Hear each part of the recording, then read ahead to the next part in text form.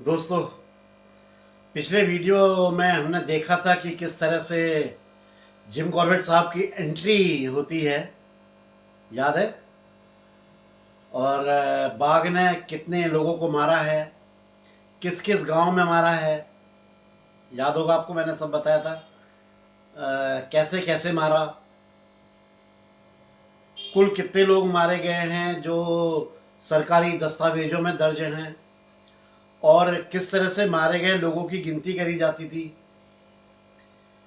कि ये इंसान बाघ नहीं मारा है या किसी और वजह से इसकी मृत्यु हुई है, यानी कि मर्डर या कुछ और। ये सब बातें पिछले वीडियो में आप लोगों को मैं बता चुका हूँ, आप लोग जान ही चुके हैं। तो दोबारा से उसको रिपीट करना बेवकूफ़ी है। तो ज़्यादा भूमिका ना बनाते हुए हम अब सीधे आगे की कहानी में चलते हैं, जिसका टॉपिक है पहला शिकार।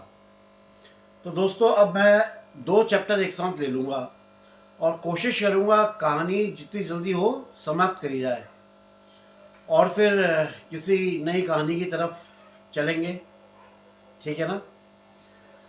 तो इस कहानी का मेरा मतलब है, इस भाग का जो टाइटल है वो है पहला शिकार, साथ ही बाघ की खोज। ये 2 चैप्टर इस किताब से मैं जो है ले रहा हूँ, और काफ़ी मोटी किताब है। अभी अभी इतनी हो रही है और इतनी बाकी है। तो देखते हैं कितने वीडियो बन सकते हैं, टाइम भी बहुत ज़्यादा ना हो और आप लोगों को बोरियत भी ना हो। कुछ ऐसा जुगाड़ करना है। तो चलिए चलते हैं। पहले तो स्वागत है आप सबका उत्तरांचल डायरीज़ में। तो जिम कॉर्बेट साहब बताते हैं कि उनके रुद्रप्रयाग पहुंचने के कुछ दिन पहले एबिटसन साहब, एबी साहब जो इनके एक दोस्त भी थे, उन्होंने एक हांके की व्यवस्था की थी। हांका क्या होता है ये तो आप लोग जानते ही है ना। हांका होता है बीट ऑर्गेनाइज करना, एक बीट ऑर्गेनाइज करी जाती है। तो उन्होंने भी एक बीट ऑर्गेनाइज करी थी, और अगर वो उस बीट पर सफल हो जाते, कहने का मतलब है कि अगर वो बीट सफल हो जाती तो 15 लोगों की जान और बच जाती। यानी कि बीट ऑर्गेनाइज होने के बाद 15 लोग और मारे गए थे। ये दुखद था बहुत। और बीट का बाकी डिटेल मैं पिछले वीडियो में बता चुका हूँ, यहाँ पे पूरा अभी उसके बारे में डिस्कस करना बेकार है। लेकिन ये बीट जो ऑर्गेनाइज करी थी, इसके बारे में आपको बताना बहुत ज़रूरी है। तो एज पर जिम कॉर्बेट साहब, जिम कॉर्बेट साहब जो अपनी किताब में लिखते हैं, कुछ यात्रीगण थे, कुछ बद्रीनाथ की तरफ जा रहे थे यात्रीगण। शाम ढलने लगी थी, मतलब शाम होने लगी थी, और वो सड़क के किनारे एक दुकान पर पहुंचे। तो दुकानदार ने उनको उनकी ज़रूरत का जो भी सामान था वो बेचा, उन्होंने ख़रीदा। साथ ही दुकानदार ने सलाह दी कि आप लोग जल्दी जल्दी आगे किसी सुरक्षित स्थान पर पहुंच जाए, अभी उजाला है।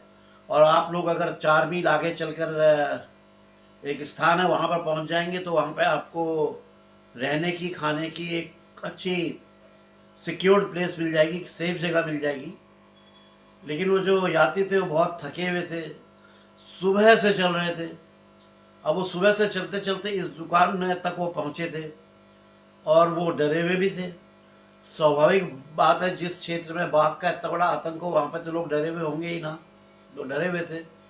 तो दुकानदार को रिक्वेस्ट करते कि साहब भैया, हमें जो है एक रात की बात है, काट लेने दो अपनी दुकान में, कल सवेरे हम लोग यहाँ से आगे चले जाएंगे। लेकिन दुकानदार राजी नहीं हो रहा था। उसका कहना था कि भाई ये जगह बिल्कुल सुरक्षित नहीं है, यहाँ पर ये जो बाघ है ये बहुत ज़्यादा एक्टिव है, यहाँ पे आता जाता रहता है। तो आप लोगों के लिए बेहतर होगा कि वो लोग आगे चले जाए।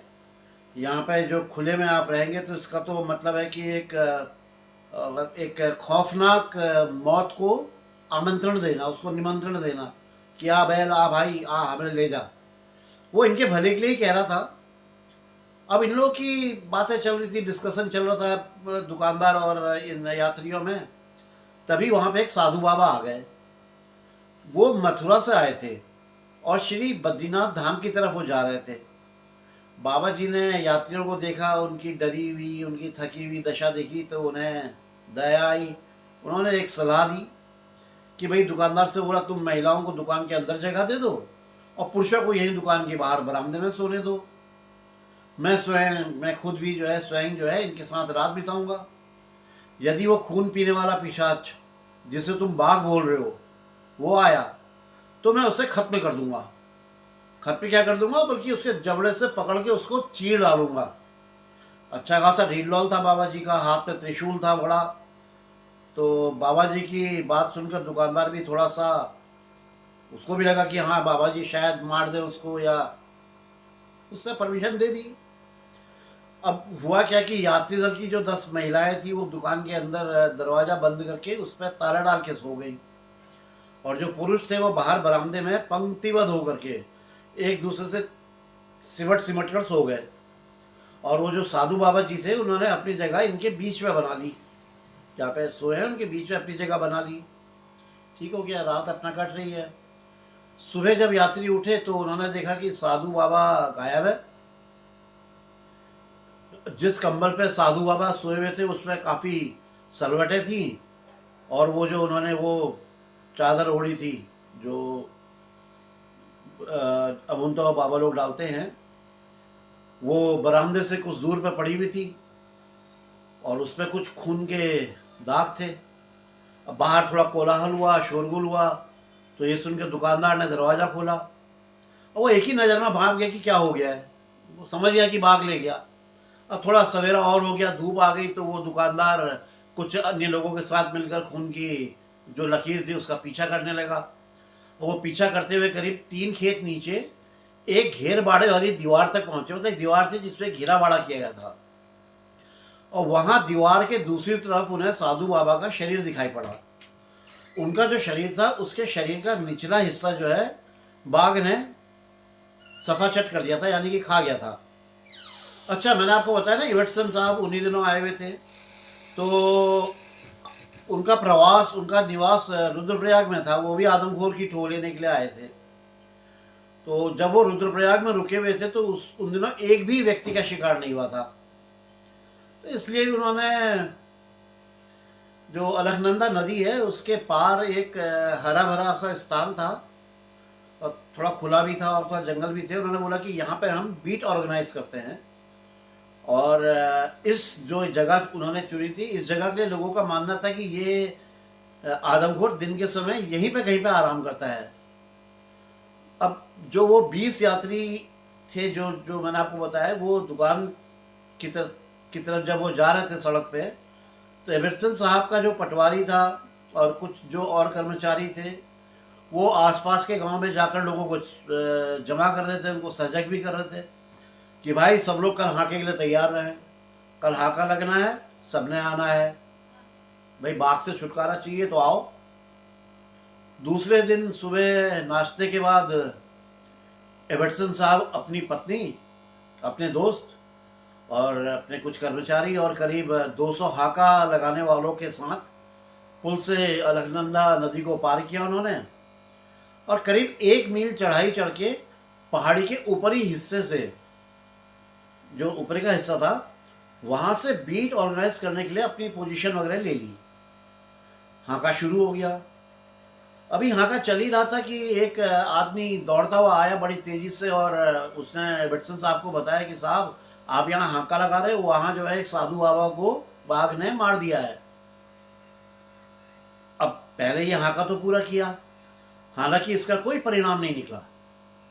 तो उन्होंने एक अर्जेंट उसी टाइम उन लोग साथ मिलकर एक मीटिंग करी, और वो मीटिंग में ये फैसला किया कि एबर्सन साहब, उनका दल और ये जो 200 लोग जो हैं हाका लगाने वाले, ये अलकनंदा के दाहिने किनारे से 4 मील ऊपर की तरफ जाएंगे, और वहां से पुल से नदी पार करेंगे, और फिर बाएं किनारे से चलते हुए ये लोग आएंगे उस स्थान पर जहां पर वो शिकार है।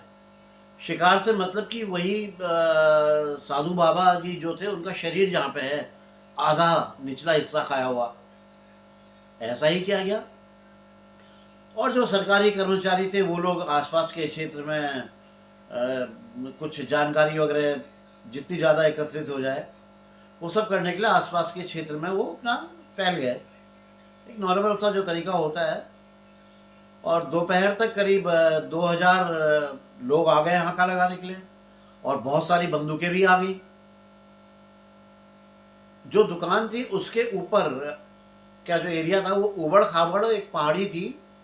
सब उसकी चोटी में पहुंचे और उस चोटी से उन्होंने वो पहाड़ी से हांका लगाना शुरू किया और बिल्कुल नीचे तलहटी तक गए, यहाँ से बिल्कुल नीचे तक, नदी तक।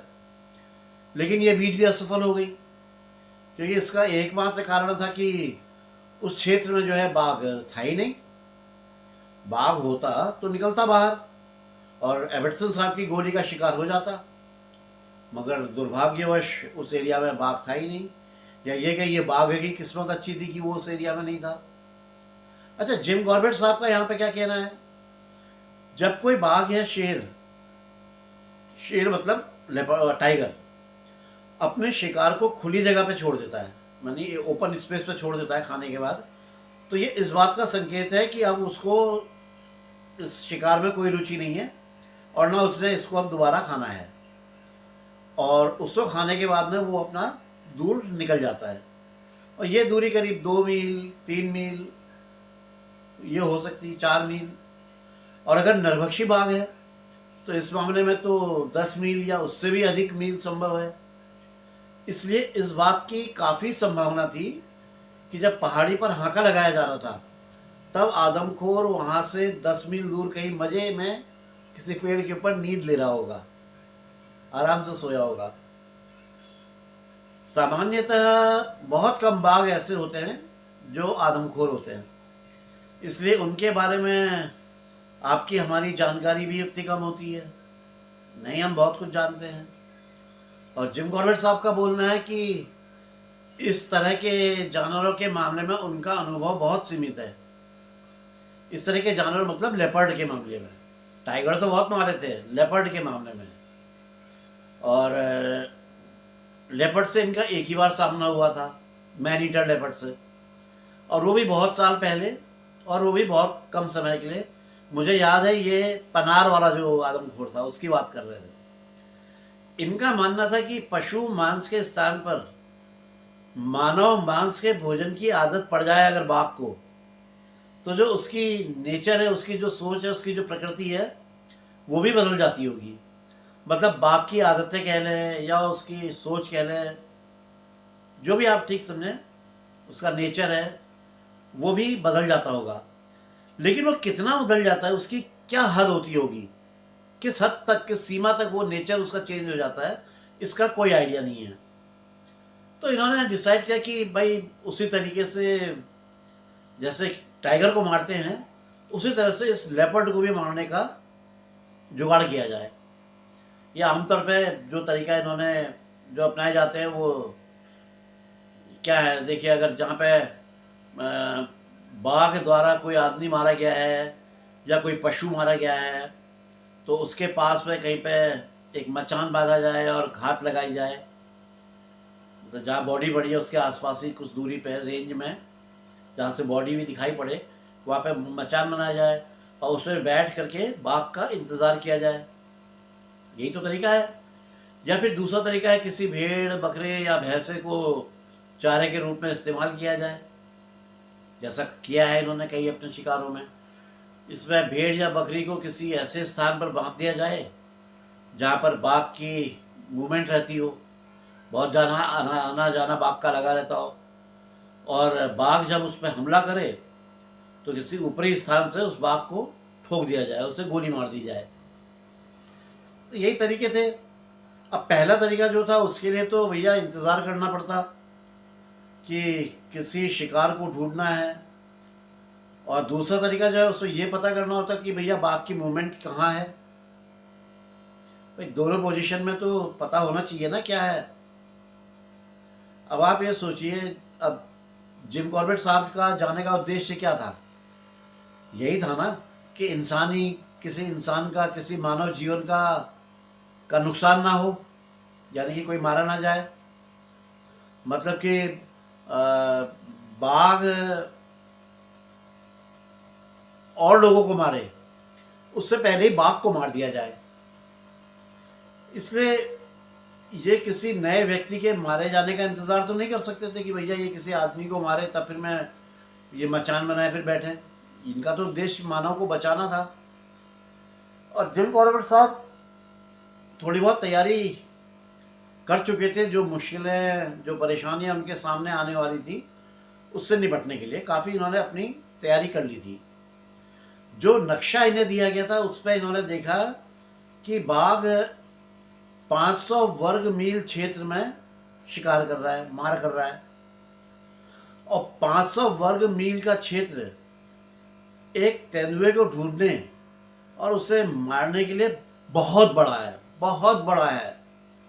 500 स्क्वायर माइल्स फीट, अरे बाप रे बाप। गढ़वाल के पहाड़ी और उबड़ खाबड़ हिस्से में एक बाघ को खोजना, उस पर गोली मारना, और ऐसा वो जो सिर्फ रात को बाघ एक्टिविटी करता है, यानी कि वो जब बाहर निकलता है तो रात को ही निकलता है, दिन भर तो वो जंगल के अंदर रहता है। तो दोस्तों ये तो पहली नज़र में ही असंभव सा लगता है ना, कि पहले 500 वर्ग मील घने जंगलों में भटका जाए, फिर बाघ को खोजा जाए, फिर गोली मारी जाए। ये तो ऐसा है जैसे भूसे के ढेर में सुई को ढूंढना हो। मतलब एक थोड़ा सा टफ और मुश्किल है ना, मेरे को तो ये लगता है भैया बहुत मुश्किल है। लेकिन जिम कॉर्बेट साहब, उनकी तो बात ही कुछ और थी। वो बहुत होशियार, बहुत समझदार शिकारी थे, बुद्धि बहुत तेज थी। तो उन्होंने अलकनंदा नदी पे गौर किया। तो जहां पर वो थे उस जगह पर अलकनंदा नदी जो है इस क्षेत्र को 2 बराबर हिस्सों में बांट रही थी, और लोगों का ऐसा विश्वास था कि बाघ अलकनंदा नदी को पार करके ही एक तरफ से दूसरी तरफ आता जाता है।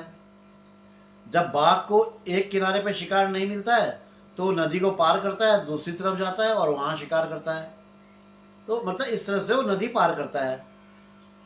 लेकिन जिम कॉर्बेट साहब इस बात पर थोड़ा विश्वास नहीं कर पा रहे थे, और मुझे भी नहीं हो रहा है, क्योंकि मैंने अलकनंदा नदी को देखा हुआ है बहुत नज़दीक से। इनका मानना था कि कोई भी बाघ किसी भी परिस्थिति में अलकनंदा के बर्फ जैसे ठंडे और तेज बहाव वाले पानी में नहीं जाएगा। इतना भयंकर करंट है ना उस पानी में, इतना तेज बहाव है उसमें, आदमी मतलब क्या जानवर क्रॉस करने की सोच ही नहीं सकता है। इनका पक्का विश्वास था कि आदमखोर एक किनारे से दूसरे किनारे पर जाने के लिए पुल का इस्तेमाल करता होगा, जो ब्रिज हैं, ब्रिज का इस्तेमाल करता होगा। अच्छा, जो ये एरिया था इस पर जो है 2 ही पुल थे, एक रुद्रप्रयाग में और दूसरा उससे 12 मील ऊपर चटुआ पीपल नामक एक जगह है वहां पर। इन दोनों पुलों के बीच में एक पुल और था जो झूला पुल था, जिस पर चलकर वो एबटसन साहब और उनके दल के 200 लोगों ने हाके के दिन नदी पार करी थी।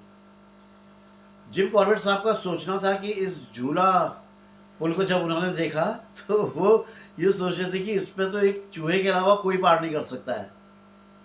इंसान तो क्या, कोई पशु भी इस पुल से नहीं गुजरा होगा, क्योंकि इतना भयानक ढांचा, जो इस पुल का जो ढांचा था, इन्होंने पहले कभी नहीं देखा था।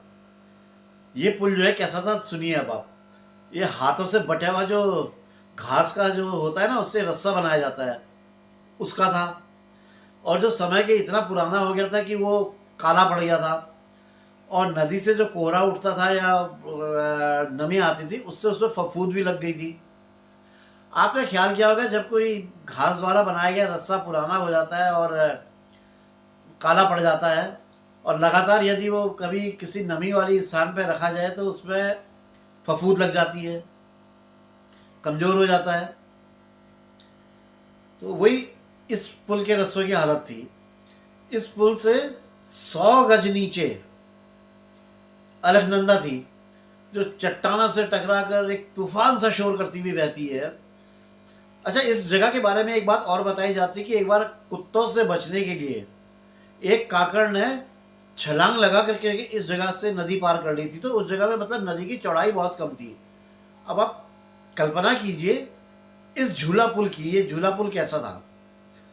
2 रस्सों के बीच में पांव रखने के लिए 1.5 से 2 इंच गोलाई वाले करीब 2 फुट के चौड़े लकड़ी के टुकड़े थे,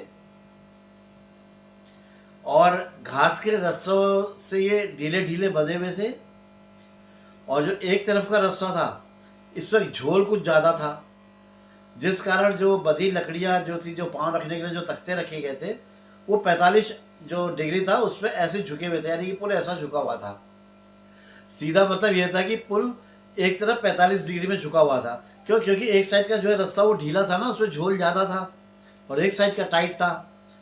तो कॉर्बेट साहब बोलते हैं कि मैंने उस व्यक्ति से, जो उस पुल में जाने आने के लिए चुंगी लेने वाला जो कर्मचारी था, उससे पूछा कि क्या कभी भाई ये इसकी पुल की जो मजबूती है इसका परीक्षण किया गया है, या कभी इसकी कोई मरम्मत वगैरह, इसकी कोई मेंटेनेंस वगैरह की गई है? तो उसने एक पैसा का भुगतान लिया और इन्हें बोला कि अब आप अपनी जान जोखिम में लेकर के ये पुल को पार कर सकते हैं। मतलब उस पुल में चलने का जो किराया था वो 1 पैसा था। उस आदमी ने इनको नीचे से ऊपर तक देखा और जवाब दिया, नहीं साहब नहीं, इसका कभी परीक्षण कभी नहीं किया गया है और ना ही कभी इसकी मरम्मत की गई है। हाँ, इसको एक बार बहुत पहले बदला जरूर गया था, जब एक आदमी इसे पार कर रहा था और ये पुल जो है चरमरा कर टूट गया था। तो अब आप सोचिए उसके जवाब से जिम कॉर्बेट साहब की क्या हालत हुई होगी।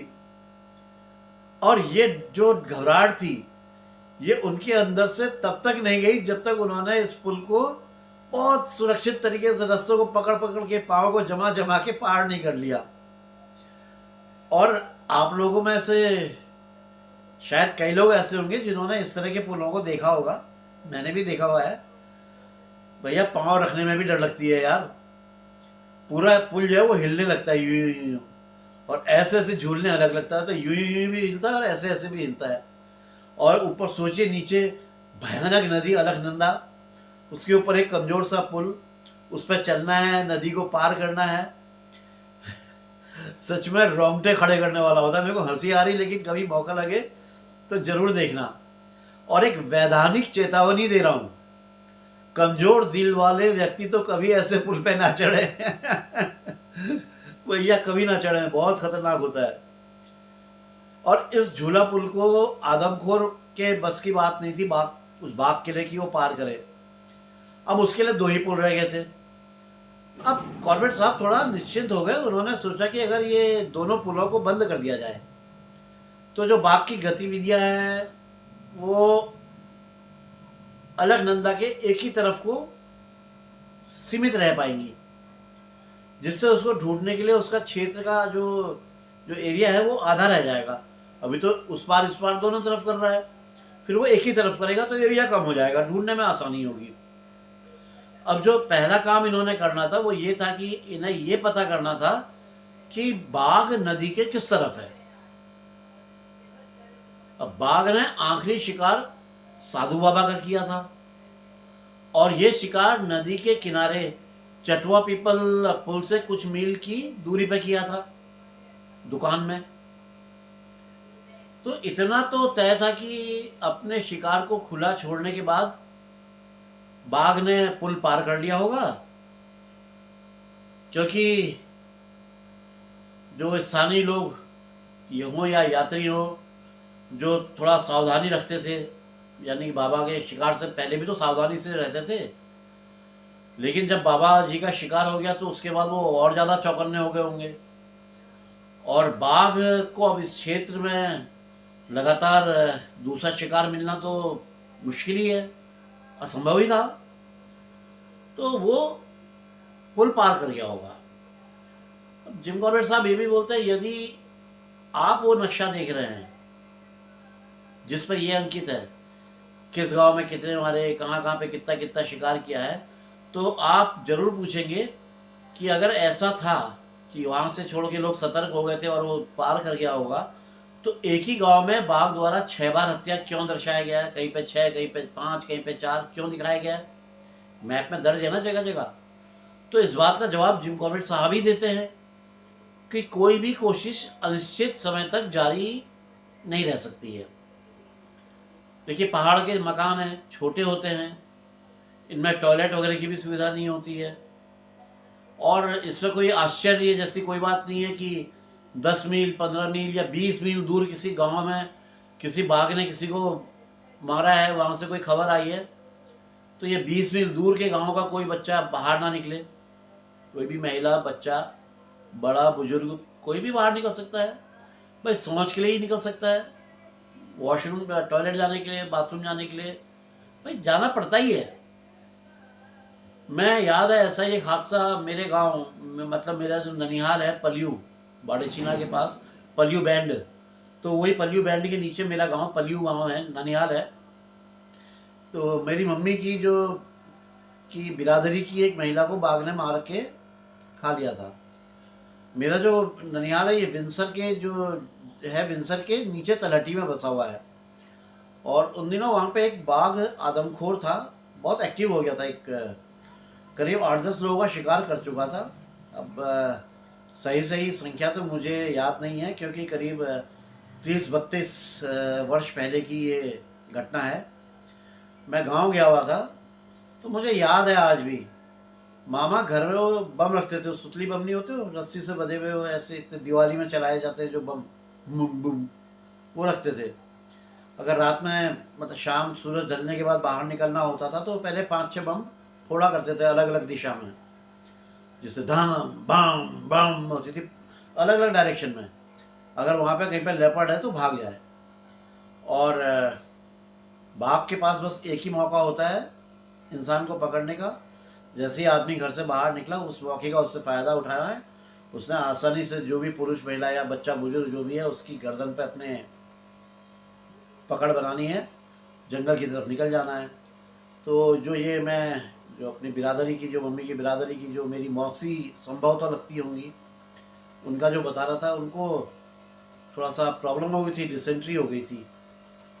करीब शाम का 7-7:30 बजे का टाइम था, ऐसे कोई टाइम रहा था। वो निकली बाहर और घर से दूर भी नहीं, बस घर के बगल के खेत में वो गई और ले गया उनको बाघ। अच्छा, उन दिनों जो ये विंसर का जो चारों तरफ का एरिया है, मैं आपको बताऊँ, इधर जैसे बाड़ेछीना पलियू हमारा गांव आ गया, फिर इधर दौलत छीना आ गया, फिर शेरा घाट आ गया, शेरा घाट के हादसे पे ये विंसर के चारों तरफ का, फिर उधर ताकुला आ गया, फिर ताकुला से इधर को आप आएंगे तो ये अपना ये गैराड़ गोलजू, काफली, काफली खान क्या बोलते हैं, काफली समथिंग, मैं भूल रहा हूँ, जगह का नाम भूल रहा हूँ। तो ये विंसर की ये पहाड़ी जो है, इस पहाड़ी के चारों तरफ का जो एरिया है, ये इस एरिया में उन दिनों बाघ एक्टिव था। बाद में उसे मार दिया था या उसे पकड़ लिया था, मुझे याद नहीं है। हाँ, शायद पकड़ लिया था और उसे वहाँ बंद किया था। वो जो अल्मोड़ा में चितई गोलू देवता मंदिर में जब जाते हैं तो वहाँ पे एक वो चिड़ियाघर बना रखा है, चिड़ियाघर तो नहीं है, बाघ घर है। वहाँ पे जो उत्तराखंड में जो कुमाऊँ में खासतौर पे जितने लेपर्ड वगैरह जो ये मैनीटर हो गए थे, उनको पकड़ के वहाँ बंद किया है। तो अब तक तो खैर वो मर गया होगा, लेकिन वहाँ पे अभी भी आप जाएंगे तो आपको काफ़ी मैनीटर लेपर्ड देखने के लिए मिल जाएंगे। उनकी हिस्ट्री भी आपको वहाँ पे मिल जाएगी, कितने लोगों को किसने मारा है। खैर ये सब अलग बातें हैं। तो हम चलते हैं अपनी अब कहानी पे। तो दोस्तों, ये आज मैंने जो है 2 चैप्टर अपने पूरे किए हैं। इस पर 1 मिनट है, माफ़ी चाहता हूँ। हाँ, तो 2 चैप्टर मैंने इस पर पूरे कर लिए हैं इस किताब के। बाकी पूरे चैप्टर भी बहुत बचे हुए हैं, ये पूरी करनी है। और कहानी जैसे जैसे आगे बढ़ते जा रही है उतनी इंटरेस्टिंग होती जा रही है। अभी तो आप ये समझिए कि भूमिका चल रही है, अभी मुख्य कहानी शुरू नहीं हुई है।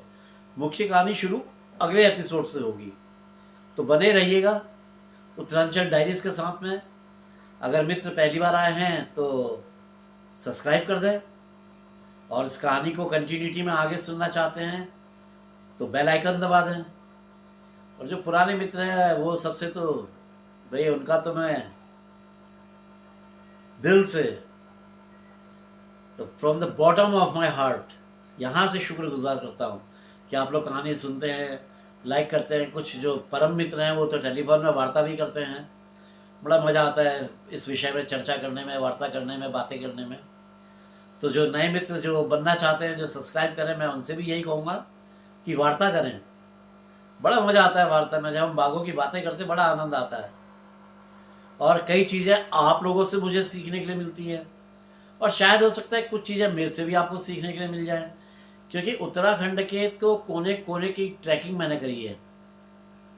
जगहों के नाम जरूर दिमाग से उतर जाते हैं, लेकिन एरिया तो दिमाग में छप जाता है ना, फोटो तो बन जाती है और लोग बाग याद भी रह जाते हैं। कोई एरिया शायद ही ऐसा होगा, कुमाऊं का तो कोई एरिया नहीं बचा है जहाँ पे ट्रैकिंग ना करी हो, और गढ़वाल के संभव तो कोई एरिया ऐसे होंगे जहाँ पे पैदल नहीं चले होंगे हम, लेकिन देखे दोनों एरिया हैं। वो तो अभी तक घूम चुका होता अगर ये 9 साल चारपे में पड़े पड़े नहीं हुए होते। तो ये दिनचर्या, बस आपके सामने ये बैठ के वीडियो बनाया और यहीं से पीछे जाके लेट जाओ, रोज दिन गिनो कि कब अगला दिन आए, एक नई कहानी तैयार हो, आप लोगों से फिर बातचीत हो, मुलाकात हो, कैसा मौसम है, क्या हालचाल है। तो चलो दोस्तों, बहुत समय लिया आपका, और अब अगला वीडियो करता हूँ 1-2 दिन में पोस्ट। दोस्तों 1-2 दिन में तो मैं कह रहा हूँ आपसे, लेकिन 1-2 दिन में कर नहीं पाऊंगा, मुझे अपनी पोजीशन पता है। तो 1-2 के बदले 3-4 दिन मान लीजिए, चलिए 4 दिन दे दीजिए ना, आपकी ना मेरी, 4 दिन के अंदर वीडियो पोस्ट करता हूँ। और तब तक के लिए बाय बाय कहता हूँ। जय बद्री विशाल, जय उत्तराखंड, जय जय जय माँ भारती।